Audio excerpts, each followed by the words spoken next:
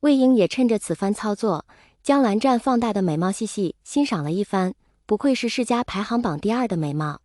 魏婴自己觉得蓝湛比泽无君更好看，他很喜欢看蓝湛的眼睛，琉璃色的眼睛真的很好看，而且蓝湛的眼里每次都能清晰地看见自己的身影，每一次被那双眼睛注视，就会不自觉地拷问自己是否还保持着初心。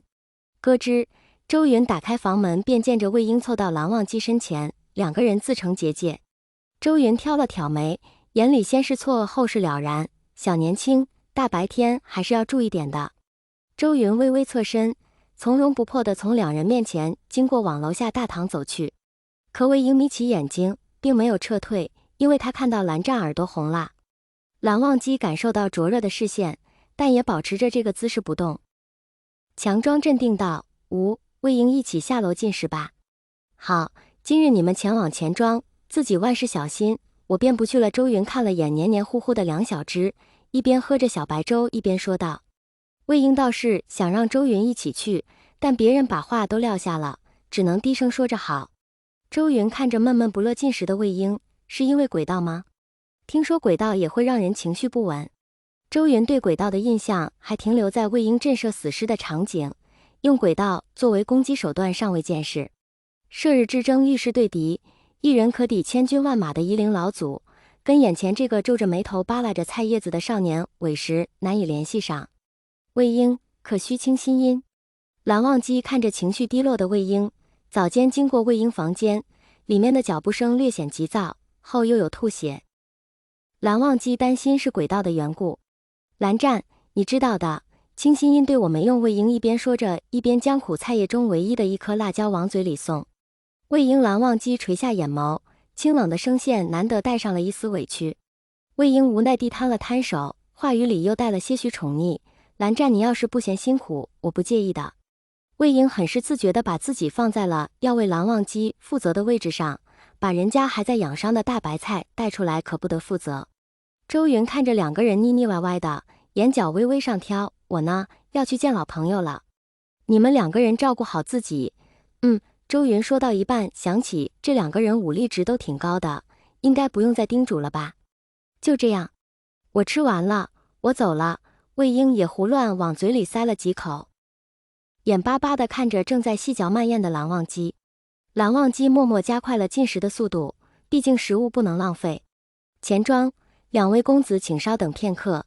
主家很快就到。钱庄掌柜将人带到一个封闭的小房间，给魏婴和蓝忘机贴心地盏了茶，转身离去。房间只有一扇门，没有任何窗户，只要把门关上，便彻底隔绝了外面的世界。魏婴和蓝忘机交换了一个眼神，密闭空间要是打斗，可能会施展不开。房间内不断回荡着瓷器碰撞的叮咚声。魏婴已经把玩茶盖好一会了，身上都快长蘑菇了。终于有人踩着回音的尾声走进了房内。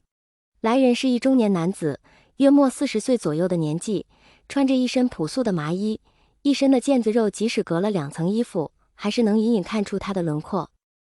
谁是魏婴？中年男子虽然问着话，但眼睛死死地盯着魏婴一动不动。魏婴低头嗤地笑了一声，感受到对方莫名的敌意，自己是被当软柿子了吗？在下便是，不知阁下有何指教？蓝忘机看着对方的动作，将手中的碧尘又握紧了几分。如果对方有冒犯的行为，蓝忘机愿意与之一试高下。中年男人大步走向魏婴的位置，从上至下不屑地俯视着这个令世人闻风丧胆的夷陵老祖。魏婴歪着脑袋，露出一个大大的笑容，可话语却带着森然的寒意。想试试吗？想死的话。魏婴从来都不是任人拿捏的主，他就像一匹孤狼，坚守着自己为数不多的宝藏。道心，眼神不错，确实像长泽。男人肯定地点了点头。此话一出，房间内剑拔弩张的氛围顿时消失得无影无踪。魏婴一时没反应过来，回嘴道：“我是我爹娘亲生的，自然像。”哈哈哈，好。自我介绍一下，祁阳，你可以喊我祁叔。祁阳看着眉来眼去的两个青年，也知道一开场可能吓着人，态度转换得太快，可能没反应过来。魏婴自无限，蓝湛自忘机，我可有喊错人？祁阳也没想他们给反应，自顾自地往后说了下去，有些话憋了太久。魏婴，在你5、6岁时，我们曾来夷陵寻过你，但你被江宗主接走了。江氏首徒天赋卓越，但顽劣不堪，这是当时外界对你的评价。我本想，既然顽劣不堪，那便由我齐家代长则为之管教，但数次与江宗主交谈都被拒了。事情可一可二不可三，我可从来没受过这待遇。后来看你生活的确实还可以，衣食无忧，又结识了不少同龄的伙伴，我也就没再去过云梦了。